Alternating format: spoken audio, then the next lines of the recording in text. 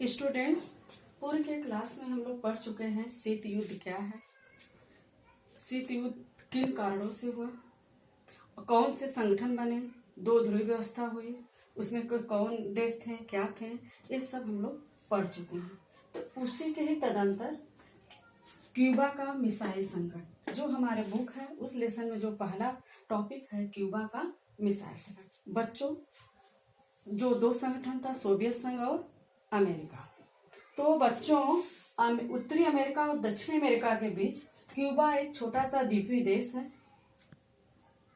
यहाँ पर साम्यवादी शासन व्यवस्था है, जहाँ पर जिसका शासक फिदेल कास्त्रो था, तत्कालीन शासक फिदेल कास्त्रो था।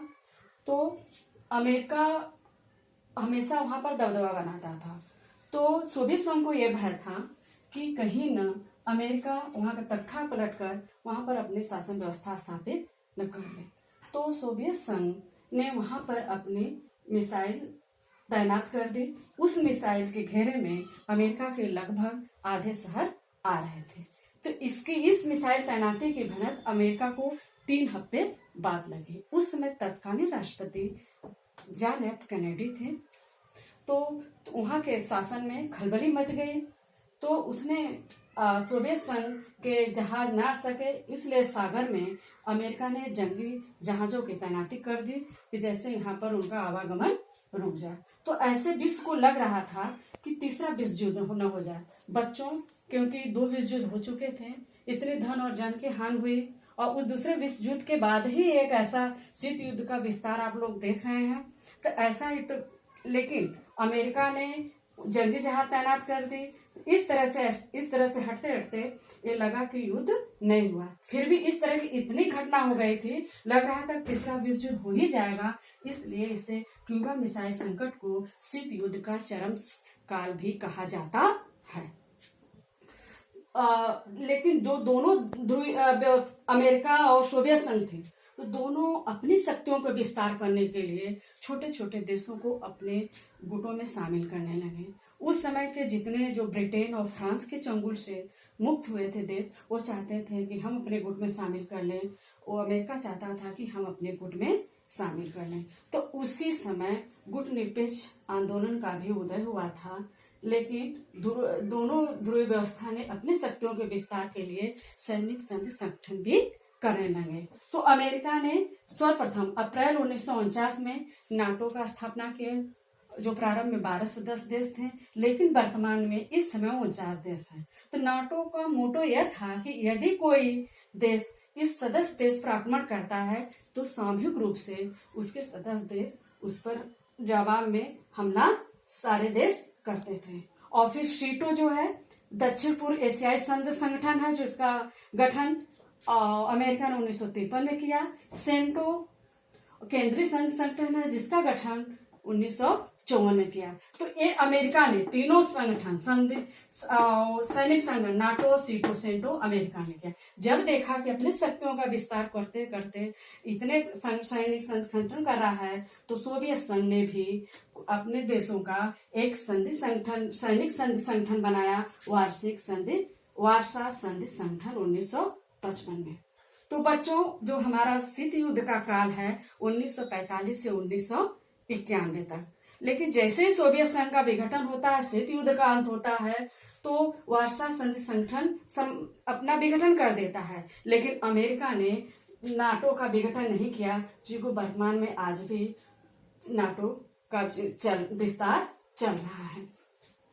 तो ये है, तो इसी शीत युद्ध के दायरे में दोनों गुटों के मनमुटाव में 1950 में कोरिया युद्ध हुआ, 53 में कांगो युद्ध हुआ, और बहुत सारा और भी सारे देश अपने कुछ देशों पर आक्रमण किए, अपने विस्तार करते रहे।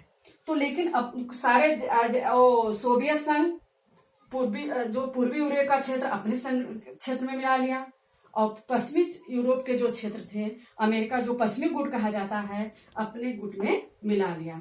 तो इसी के तदंतर में जर्मनी का विभाजन हुआ, जो बर्लिन की दीवार खड़ी हो गई। पूर्वी जर्मनी और पश्चिमी जर्मनी।